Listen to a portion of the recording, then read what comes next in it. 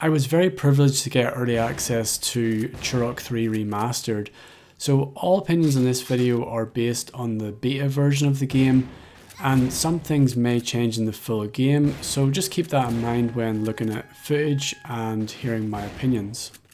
The release date's a little confusing. Nightdive posted a statement which I'll leave on screen if you want to read it. My understanding is that it failed certification for a very minor obscure reason on the PS4. Either way, it's out of Nightdive's hands, and the plan was for everyone to get the game on the 14th, not just Nintendo Europe and Australia. In this video I'm going to cover some key improvements you can expect when playing the remaster. These include better performance in frames per second, better controls and an updated weapon wheel, brand new handmade textures pretty much throughout the whole game, improved lighting, minor tweaks to the level design and adding extra elements or new geometry. And bodies no longer float in the air when killed. The floating bodies always looked so strange to me. In the original game, apparently the reason for the vanishing corpses was that Turok 3, as rushed as it was, did push the N64 hardware to its limits. And in an effort to increase the performance, they made the bodies disappear. Let me tell you, it didn't work. If you played this game on Nintendo 64, you will know that the game actually runs at 60 SPF. And that stands for 60 seconds per frame. This game is very awkward to play. Even on the emulator the performance isn't good.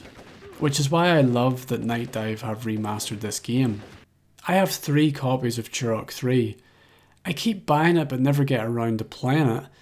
I must have thought that if I bought enough copies I'd eventually play it and love it as much as I did Turok 1 and 2, but that never happened. I think a large part of this is because it's a pretty laggy experience and it has some awkward controls. I'd consider myself a console gamer and I do like the Nintendo 64 controller, but playing Turok 3 Remastered with a keyboard and mouse is just too much fun. Having this much control in Turok 3 is just such a novelty, and one that I never thought I would experience. Turok 3 was an exclusive to Nintendo 64, unlike Turok 1 and 2 which were both released on PC. This might also be part of the reason why Nightdive didn't have the source code for Turok 3. But I do want to point out that even though Nightdive don't have the source code, I don't think it slowed them down at all. Certainly not in terms of performance. I have to say that this game runs buttery smooth on the Kex engine. Speaking about the Kex engine, it's clear that the devs have taken what they learned from the lighting on Shadow Remastered and applied it here.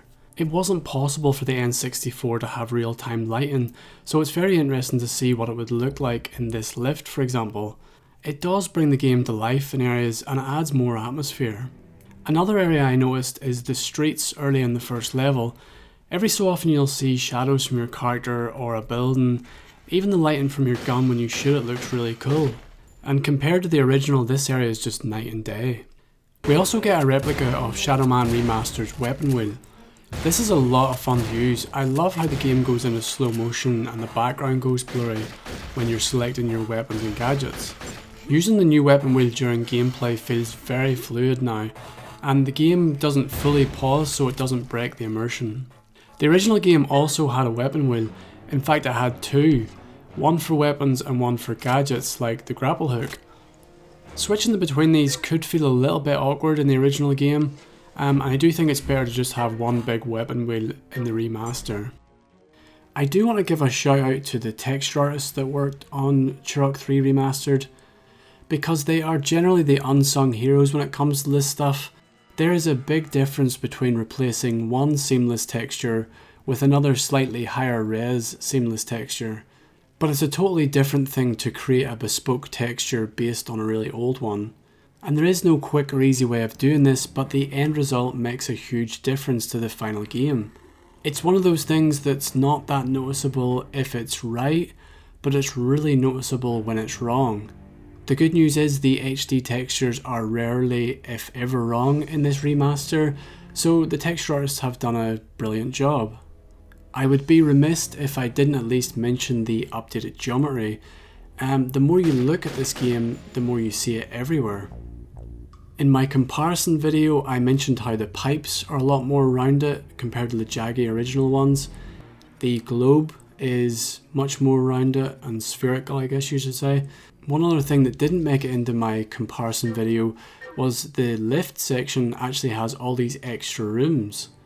In the original game, when you're going down the lift, all you see is closed doors. But in the remaster, you can actually see through the doorway into all the different floors of the building. Again, this is one of those things that someone playing the game will probably not even notice unless you're playing the original side by side. And it's also a minor detail that would take considerable effort to create. There are two features from the Nintendo 64 version which have been omitted, and I wouldn't be doing my job as a reviewer if I didn't at least inform people. The first is that there currently is no multiplayer option available. Honestly, I didn't know that there was a multiplayer in this game. I'm really only interested in the single player for Turok games, and that also goes for Turok 2.